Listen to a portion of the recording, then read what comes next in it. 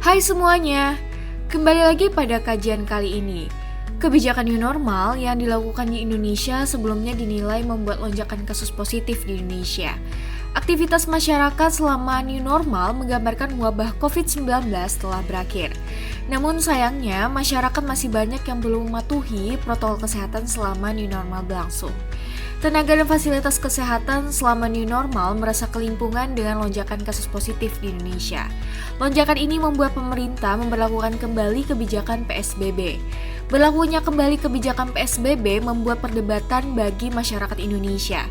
Kenapa hal tersebut dapat terjadi? Simak pada kajian kali ini ya. Sebelumnya, puncak pandemi COVID-19 diprediksi terjadi pada bulan Juli. Namun pakar kesehatan memperkirakan jumlah kasus positif akan terus menanjak hingga akhir tahun selama kebijakan new normal di Indonesia. Pakar epidemiologi dan pemodelan matematika biostatistika mengatakan peningkatan kasus ini didorong oleh meningkatnya mobilitas masyarakat dengan tatanan kehidupan baru atau new normal, dengan kampanye AKB 30 atau adaptasi kebiasaan baru 30. Meningkatnya kasus positif COVID-19 selama new normal membuat pemerintah memberlakukan kembali kebijakan PSBB. Protokol kesehatan selama era new normal dinilai tidak diterapkan secara konsisten, sehingga kasus positif di Indonesia tidak dapat dikendalikan lagi. Berdasarkan ketentuan WHO, penerapan new normal bisa dilakukan ketika suatu negara atau daerah berhasil mengendalikan angka penyebaran COVID-19. Selain itu juga memiliki fasilitas kesehatan yang mumpuni, dan resiko lonjakan kasus di tempat yang rentan penularan COVID-19 dapat diatasi. WHO juga menyarankan pencegahan COVID-19 di tempat kerja diberlakukan, dan juga pemantauan yang ketat terhadap penularan dari wilayah lain.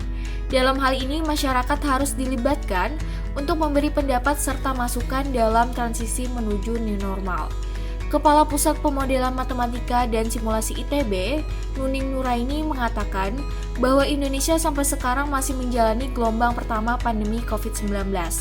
Tingkat penularan virus COVID-19 masih berada di atas angka 1. Walaupun sudah memasuki era new normal, jika tingkat penularan lebih dari 1, maka jumlah kasus dapat meningkat secara signifikan seperti bola salju yang bergulir.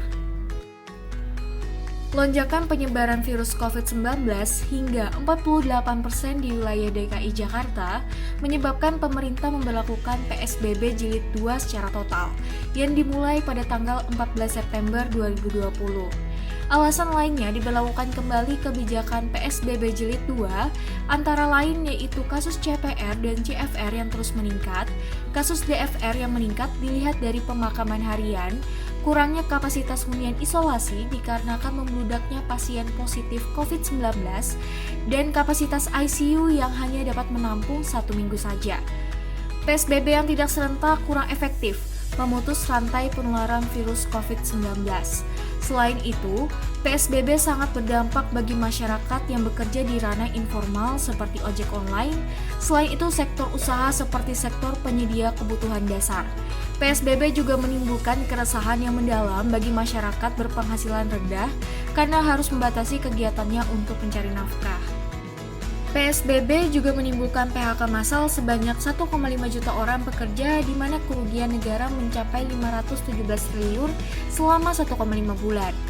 Kerugian ini hanya di daerah Jabodetabek saja, belum termasuk daerah luar Jabodetabek. Setelah berlakunya kembali kebijakan PSBB di wilayah DKI Jakarta, dan apabila pemerintah memutuskan untuk membuat kebijakan baru, maka sebaiknya harus ada kebijakan yang jelas, tidak multitafsir atau multiinterpretasi, supaya keadaan bisa segera membaik. Hal ini penting, karena dampak COVID-19 yang sangat merugikan bagi masyarakat maupun perekonomian negara. Pemerintah dan masyarakat harus saling bekerja sama untuk memerangi penyebaran COVID-19 dengan mematuhi protokol kesehatan dengan sungguh-sungguh.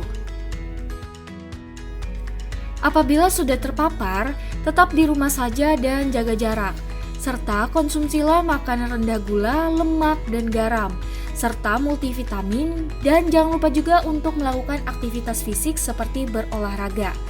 Upaya ini dapat membuat kurva penyebaran cepat turun dan landai, sehingga tidak ada lagi PSBB berjilid-jilid yang akan menimbulkan banyak masalah. Terima kasih, sampai jumpa lagi di kajian selanjutnya.